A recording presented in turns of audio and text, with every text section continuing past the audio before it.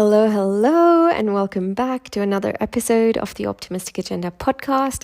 I'm your host, Mossam, and I am very excited for this episode because if the title didn't already give it away, it's my birthday, and this is a birthday special. I was meant to record this much earlier in the day, very honestly, but it has been busy hanging out with the fam, with the dogs kind of just going berserk, playing around, no quiet time, no alone time. So here I am right now recording this just a little before midnight, but there's still some daytime somewhere else in the world. So here we are. The past year has been such a wild ride. I have grown and evolved so much, manifested so many amazing things, not yet manifested a few things which are on the way, or things that I'm growing into, and learned so many new lessons along the way as well, becoming a whole other person. And I have died so many deaths and risen up and from the ashes like a phoenix again, stronger and better each time, more resilient. And I wanted to document this. What better way than to share the lessons with all of you? The episode I recorded last year was received really well. So I'm considering making this a tradition on the podcast. So if you haven't yet listened to it, to the one I did last year, it's episode 5, and I will be linking it in the show notes as well. So don't worry, I got you. So here we go. These are my 4 lessons for 34, and I might have snuck in a cheeky little bonus one at the end, which, if I do say so myself, is the best and probably my favorite one. So you'll want to listen till the end. So without further ado, lesson number 1, allow yourself to fully feel the feelings and the emotions. Really feel them, sit with them, all of them, and allow them to wash over you. Instead of running away or trying to numb them, feel them in their full glory. I truly cannot emphasize that enough, because they are not the enemy. They are messengers. They might seem scary at first, but they're really just gentle little puppies seeking attention, letting you know that about what's not okay, coming to you with love. So when you give them that time of day, that uninterrupted attention like a parent to a child, and really listen to them, they'll calm down, they'll hush down. And when that emotional wave crashes, clarity will follow. And you don't realize so many problems can be solved just by being in the discomfort and allowing it to be your guide. Now, this doesn't mean that we are constantly just calm, because there are instances where you do need to be activated, you do need to speak up. What I'm saying in this instance is just allowing yourself, instead of running away, instead of numbing, instead of Netflixing all day long, instead of sitting in your anxiety, instead of like running away from the fear and doing all of the other things, million things to avoid the one thing that is important. Sit down and feel the feelings. What a relief it gives, honestly. Anyways, number 2, run head on towards your fears. Literally, jump into them. This seems like obvious advice, but it's dished out so often that it's seemingly lost its sparkle, in my opinion. But that doesn't mean it doesn't stand true.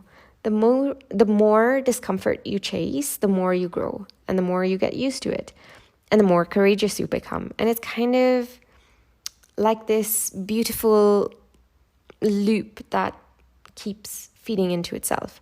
And as you do that, the more fearless and bold you get, and the more you desensitize yourself to the fear, realizing that it was really all in your head and it wasn't really as bad as you thought it would be. And you wondered why you took so long in the first place.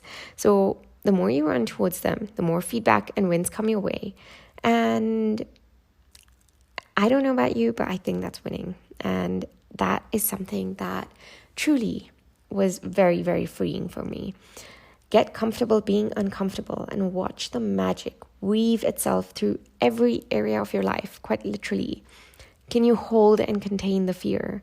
Can you become a container for it? Literally, it's like a container that holds water. Can you become that container? Could you coexist with the fears? What if you could become best friends, helping each other grow and succeed and providing feedback? What if the aim, this really helped me, what if the aim was not to succeed, but to feel more? What if that was the aim and everything else was a lie? This is truly the secret sauce. Face your fears, chase them even. Because they will appear smaller than you thought they were, because they are. And if anything else comes up that feels triggering, uncomfortable, not possible, whatever, use the bonus tip to deal with it permanently. Bonus tip is coming. Tip number 3, or rather, lesson number 3. Do it before you feel ready. Don't overthink it, because it's okay to take the action even if you feel you're not ready yet, or even if it doesn't feel perfect yet, or you don't know how or what, or you feel like an imposter, or any of the rest of it. Because the truth is, you'll never feel fully ready. And if you do, that means it's too late and the world has changed. And it'll never be perfect.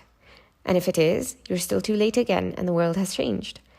You'll learn as you go and you'll figure it out.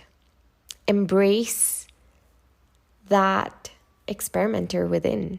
Trust that. And if you feel like an imposter, use that to your advantage. Play the game. Oh my gosh, I am so great. They've still not figured me out. Joke's on them. I read this somewhere and that just freed me so much. I don't remember where it was, but it was something along those lines of, hey, if I feel like an imposter, I'm doing a damn good job. How can I keep on going with this? And how much longer can I make this last? And make it a game. And if you're feeling afraid, that's good. It means you've got skin in the game. And most importantly, you've got your heart in the game. And that doesn't mean that the fear gets to win. It means that you get to show it who's boss. And that is wonderful. Lesson number 4, play the game of life. It gets to be fun if you let it. It gets to be whatever you want it to be, because the choice is entirely yours. Make more decisions. Aim for just 1% each day. Maybe it's just one level each day. Maybe it's just a little bar of progress every single day. Brainwash yourself for success. Believe that it is possible for you. Push the boundaries. Throw out the rule book. Make it fun and meaningful. Bring pleasure into the picture. How can you play the game and have maximum fun while leveling up and reaching each new level? It's truly like a game, because with each game, you are going to try and you might have a setback. You might fail a couple of levels over and over until you have to keep repeating them, because each time you just get better. And when you do, you level up. You go to the next level, which brings its own new challenges. It brings its own new up-leveling, quite literally. It brings its own new skills. That is wonderful. Make it a game. So those are the 4. And then number 5, last but certainly not least. This is a special bonus that is truly the best for last. Tap that shit out, my friend. Any drama, any trauma, resistance, triggers, hint of jealousy, a little niggly emotion here, a not so little niggly emotion there, the magic, the sparkles, all of it, all the juicy goodness that you want to bring into your life, all of it. Tap that mother effing shit out. Clear the slate so that you're operating from a blank, clear canvas, which is one where you get to decide how the story pans out for you, what colors get to be splashed on it and painted out, how bright and vivid that it gets to be or not be. You are the author or painter of your life. You have a choice. So tap out whatever is not working. And honestly, it doesn't only have to be tapping, but tapping is pretty amazing. You can just find any other modality that suits you, but I'm partial to tapping. So tap it out. It's easy to do. You can do it by yourself. Just go and tap. Or you can work with a practitioner like me and really clear it out, because it's going to make all of the difference. So those are my 4 lessons for 34 with a cheeky bonus one. I'll just recap them really quickly. Lesson number 1, allow yourself to fully feel the feelings and the emotions coming up. Lesson number 2, run head on towards your fears. Lesson number 3, do it before you feel ready. Lesson number 4, play the game. And bonus lesson number 5 is to tap all of it out, whatever it is. I hope you enjoyed that and walking away with some ideas as to how to incorporate these into your own life, whether you already do and you're feeling more inspired to kind of hone in on them, or it's an entirely new way to go out and try. So until next time, bye.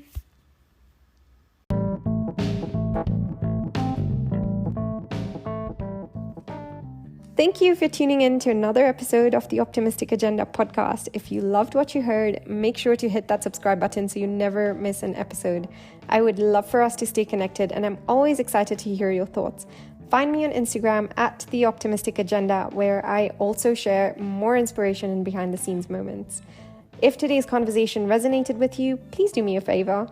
Share it with your friends. Your support helps us spread the message and the good juju to more listeners. And if you could take a moment to leave a quick 5-star review, that would mean the world to me.